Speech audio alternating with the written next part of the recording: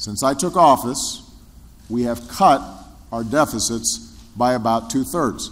That's the fastest period of sustained deficit reduction since after the demobilization at the end of World War II. So we can afford to make these investments while remaining fiscally responsible. At the end of 2013, I signed a bipartisan budget agreement that helped us end some of the arbitrary cuts known in Washington speak as sequestration. My budget will end sequestration and fully reverse the cuts to domestic priorities in 2016.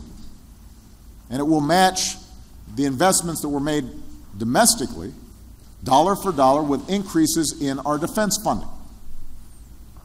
Just last week, top military officials told Congress that if Congress does nothing to stop sequestration, there could be serious consequences for our national security at a time when our military is stretched on a whole range of issues.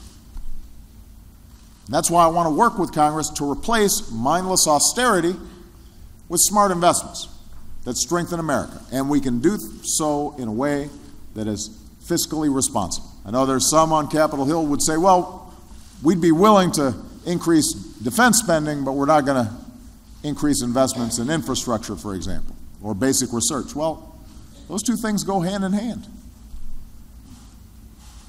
If we don't have a vital infrastructure, if we don't have broadband lines across the country, if we don't have a smart grid, all that makes us more vulnerable.